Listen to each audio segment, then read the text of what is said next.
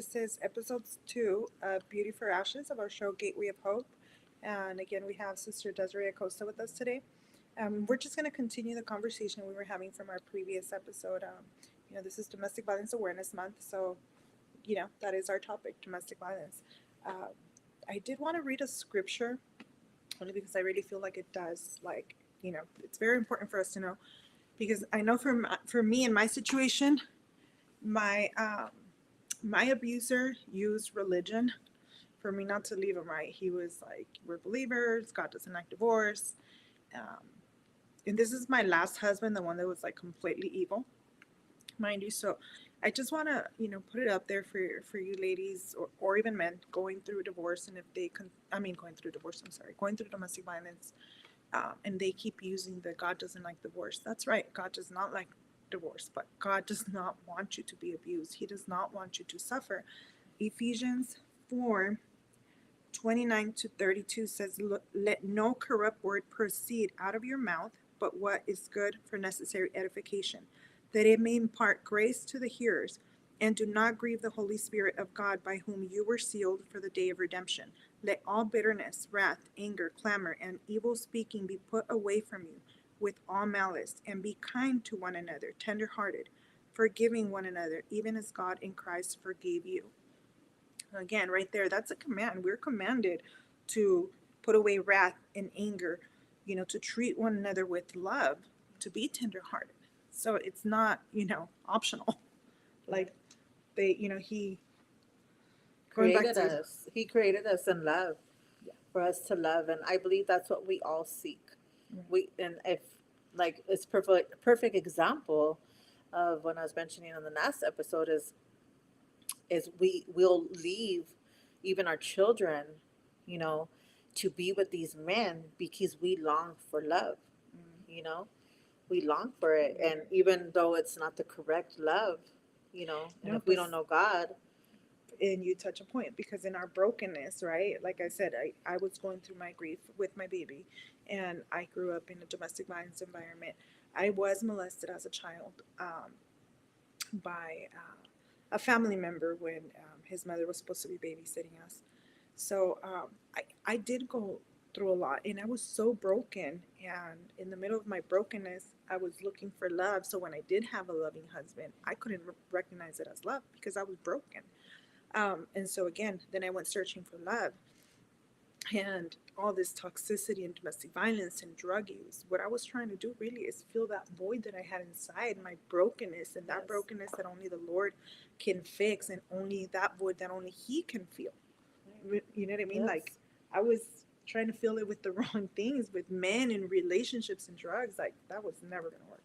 Right. And that goes for different, so many, it may not be domestic violence. It could be, alcohol, just drugs, eating disorder, whatever it is that we're lacking. But then ultimately we're lacking knowledge of God.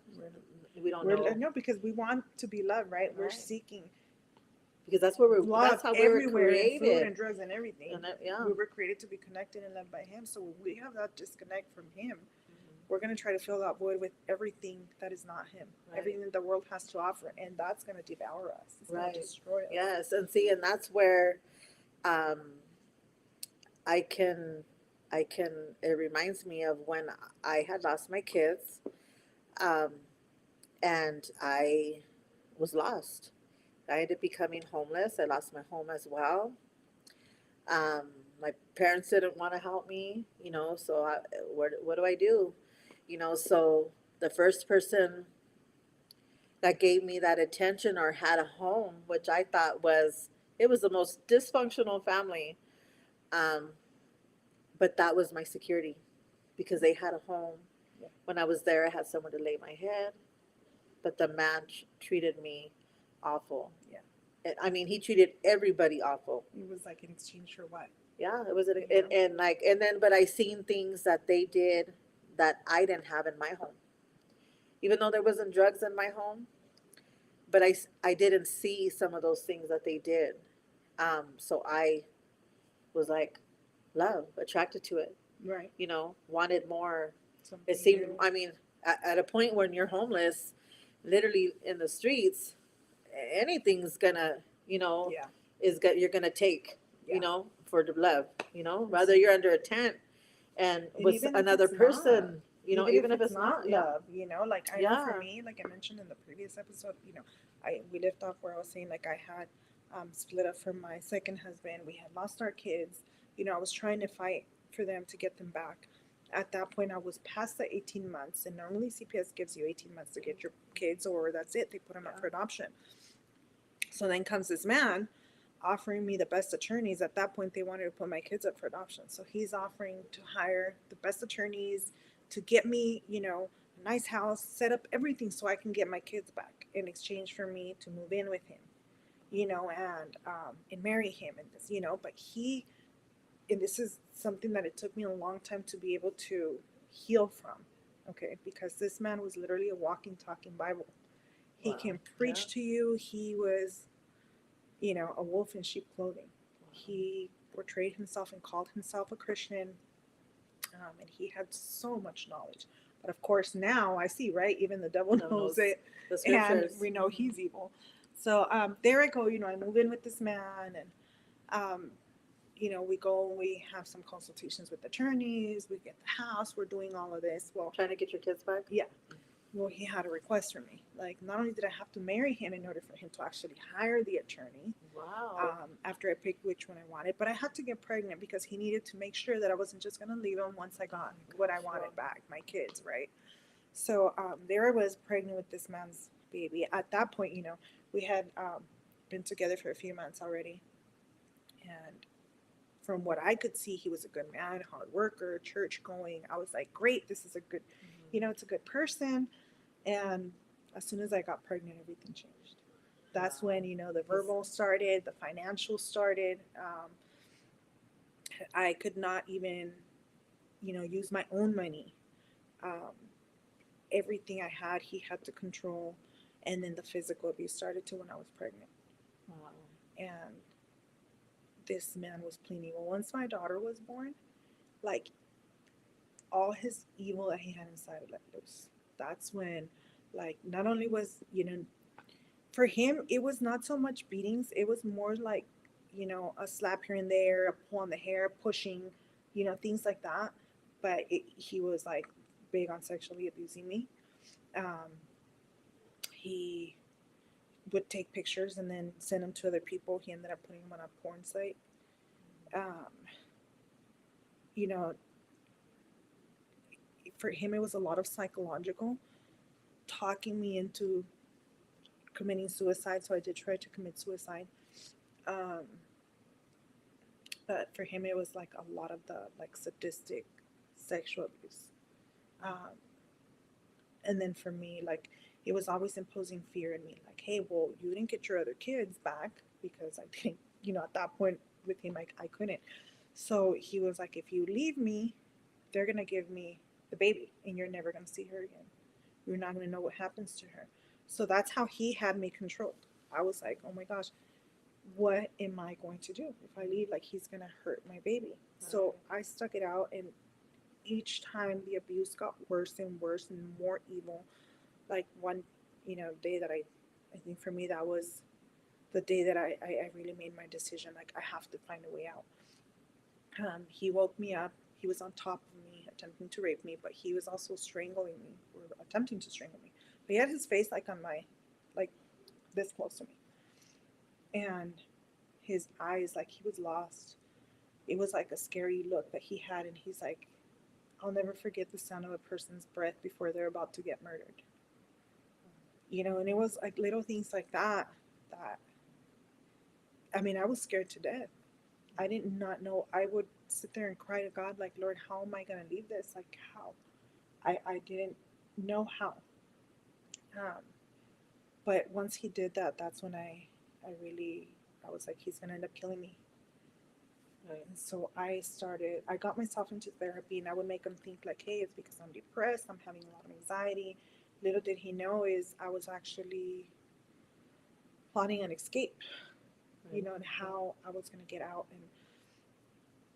And mind you, by that point, he had convinced me when our daughter was born to give him custody, because since I didn't reunify with my other kids, CPS can always come and take her. So he had custody. See, he knew everything he was doing. But God was faithful when I fully surrendered to Him and cried out to Him to help me. God was faithful. He ended up getting me out of that situation with my daughter in hand. Like I've said before, I'm still in hiding. And by the grace of God, He will continue to put blinders on that man so he can't find me. But yeah, he pulled me out of that situation alive and with my daughter in hand, Amen. by the grace of God. And I know, like, your situation was Yeah. worse than mine. Yeah. Well, I knowing that knowing that the man I married, um, he was a violent man. I mean, there was people scared of him. He had a very mean demeanor. He, mind you, as sick as this might sound, it, you know, um, being the tough guy he was is probably what I was attracted to. You know, um, and um, he was different. He was super quiet. And you know what they say, sometimes the quiet ones are the worst ones, you know. And I was wondering who this guy was, you know, that he was so different. And he was different. And I stuck by him. Stayed loving him. Um, I mean, I'm talking, when we were together, mind you, we were on drugs. I was on drugs, and he had chopped my hair off, with a knife. He was on the side of me. Mind you, this is all before I got married to him. And he, um, chopped my hair off with a knife. And he was so slick about it, I guess that would be the word, where I didn't feel him tugging at my hair. I seen him walk off with my hair. So I didn't, all I know is he was on the side of me. And when I seen him come here and the knife in one hand and my hair in the other, I then noticed my hair was gone. So I did not feel And let me anything. guess, and he started using that to belittle you, and you look ugly without your hair, and this and Yeah. that. Um, yeah. I mean, he was, like I said, he was quiet. Um, I then went and tried to fix my hair on the other side. And I make jokes of it, but in reality, it's like must have been sick myself, you know, and I was on drugs, mind you, trying to fix the other side of my hair, which this had layers in it, unfortunately, like had layers, and I'm over here chopping my hair off on this side. So I even got a nickname called Chop Locks from my friends because of the situation, right? They're like, who is this guy? Who does he think he is, you know? And mind you, he would push me away and push me away, and I kept coming back, you know, and I was lost, you know, on drugs, lost my kids, you know, rather if it's what the drugs had did to me to let me continue, you know, the cycle. Um, but I definitely didn't have God in my life. You know, I knew who God was, you know, and I believe in scenarios of my life that did I get closer to Him, you know, in that area. Um, there was a time where He told me, if I ever left in the middle of the night, that I don't really remember what He said, but He'd do something, right? Well, I ended up leaving one night. Don't know why I came back, thinking everything was going to be fine. Well, He poured tar over my head. It wasn't hot, thank God. Yeah. But he made it seem like everything was okay. Let me sit there with him, have a conversation with a friend. As soon as that friend left, he just poured the tar all over me. And I went, only God, right? Go to my mom's, try to take it out of my hair. It wasn't happening. Ruined her restroom. Um, Mind you, she saved that curtain. Whether she was being thrifty or whatever, but then it also had me remember, you know, Yeah. that shower curtain had me remember. Um, thank God, God put somebody in my path that took all the tar out with a comb, and I went right back to his house. See, that's the thing, though, that we continue going back. For me, like, he would, I used to smoke at the time, and he hated it that I smoked, you know. And so he would come and he would take my cigarettes, and, like, I don't know, you could see still some scars here, but he used to put the cigarettes off on me. Wow. So he would burn me, Yeah. He, like, yeah. Yeah. Like I said, I have the carvings on my legs.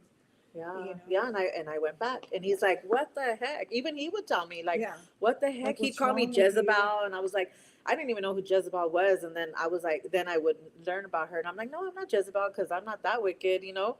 I don't, you know, I don't It's know what it crazy. was. I was so empty, so lost."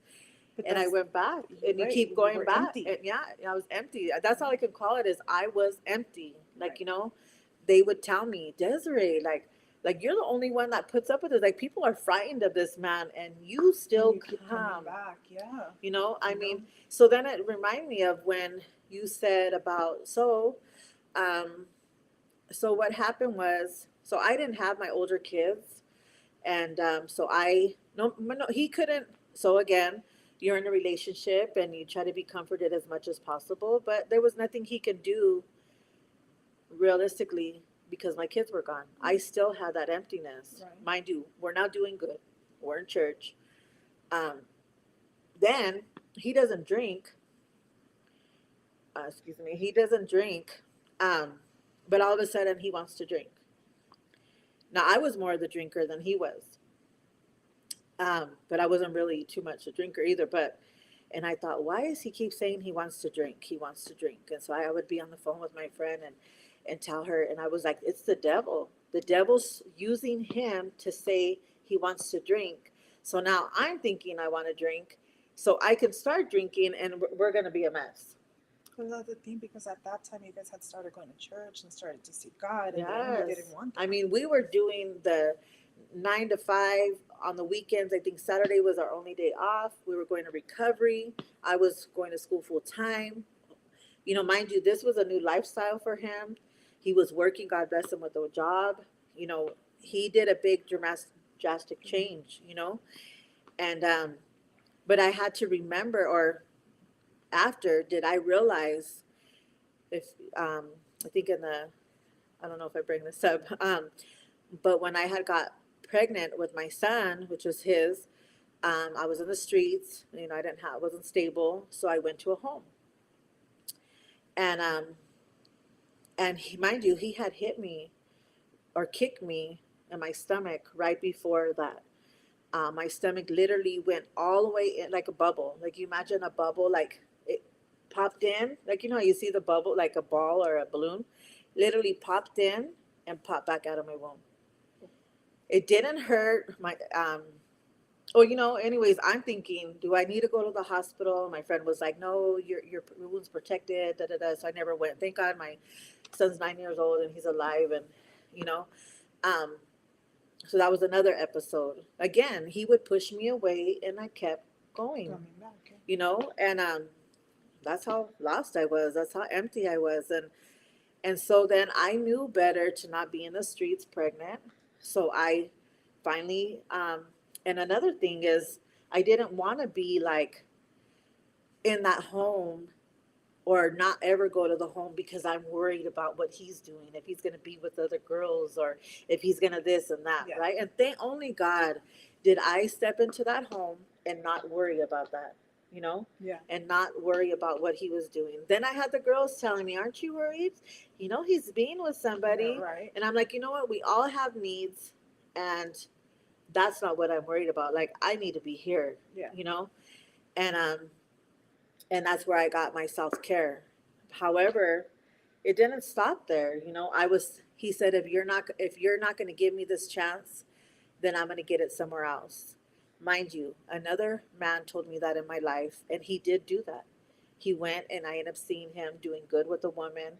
So when my, my, um, when he told me that, my soon to be husband, I guess you could say, I was like, I'm gonna take that chance. You know, I'm not gonna lose that chance like I did with the other one, right?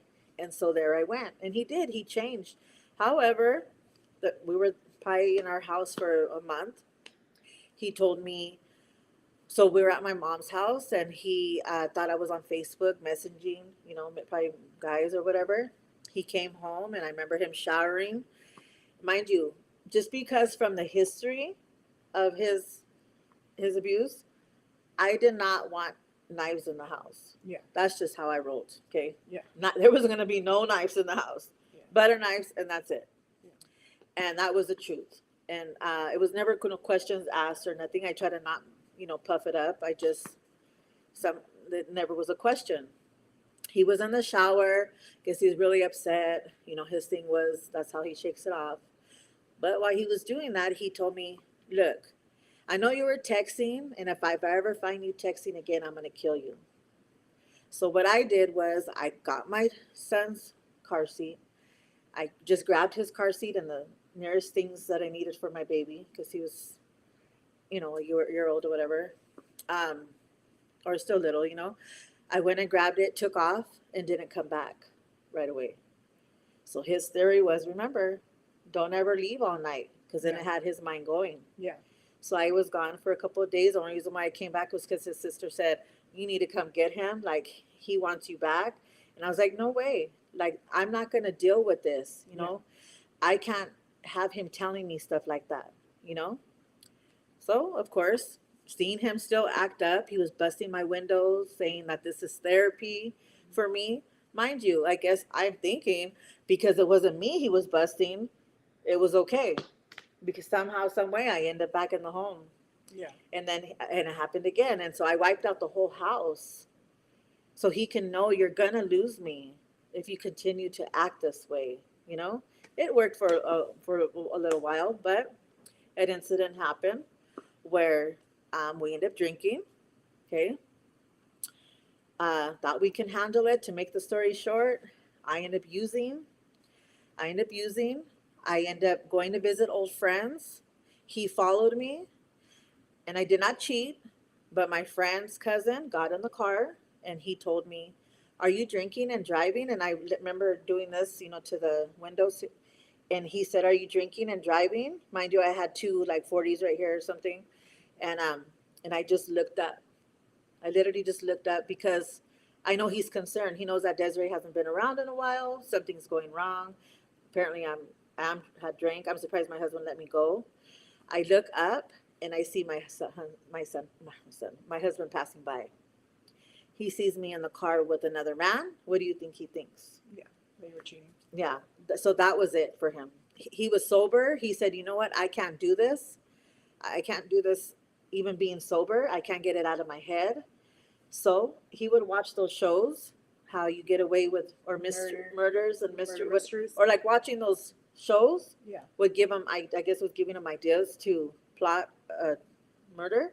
And I'm sitting here watching, and I'm thinking, why didn't I leave? Yeah. I'm here like, should know after all these things that he did that there is a slight chance this man's gonna kill you. A big chance. Well, no, slight, like this big chance. Like, I'm gonna die. Oh, Well, he told me he tried to get a gun. I tried to get a gun. Nobody will give me one. Like, he was really plotting this. He was planning. Planning it.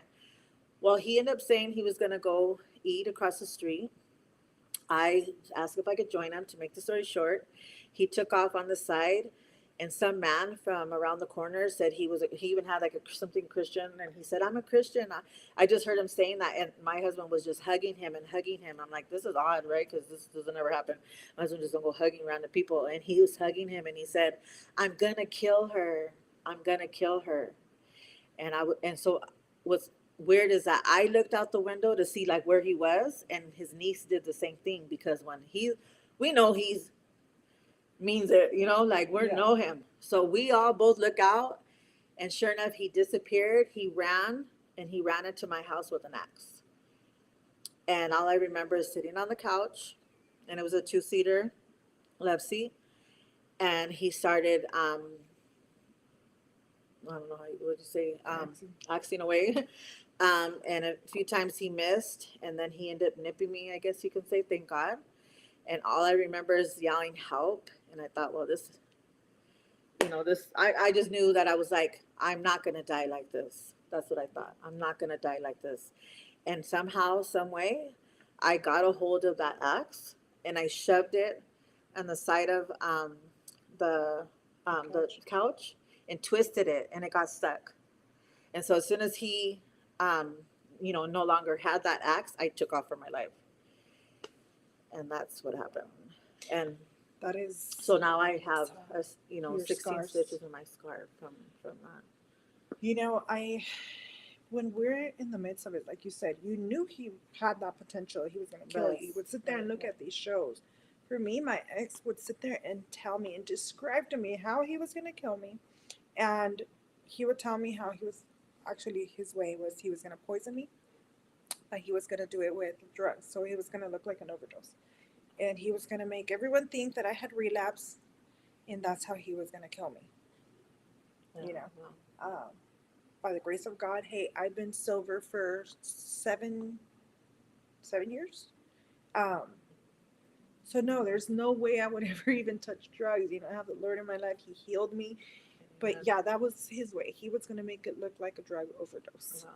Yeah. So, you know, these are the kinds of things that we need to really pay attention to. Like, they are not joking when they say these things. There's a reason why they are thinking of ways to get away with murder. Guys, we don't just sit around, even those of us, and I like murder mystery shows. I don't just sit there and think, how would I get away with murder? That's not a normal thought process. Right. It's not No. like I'm thinking this guy's really watching this show to get tips on how to On how to make get away with to it. get away with it. Like who does this? I mean, I will say too, we're getting close to the end of our show. I just want to say, guys, if you guys are in a situation like this, please ask for help. There are so many organizations out there like Gateway of Hope. Our phone number is passing down in the bottom of the screen. If you need help, we do help with escape plans and putting you in a shelter. Or if it's just a talk and you're not ready to leave, like just please call. Um, we do have Spanish speaking. I'm the one who helps the Spanish speaking ladies. And just know, like, you're not alone. You could come out of this, like, we may have a lot of battle scars, what I call them, but we have overcome. He no longer has control over me. You know, God healed me from that trauma. I use it now to help other women. So just like we came out of it, you guys You can can too. too, But right? please know the only way is surrendering, fully surrendering to God, because He is the one that heals us of everything, and He has the power. Remember that you are loved, you are worthy, you are a child of God. No one has a right to treat you like this.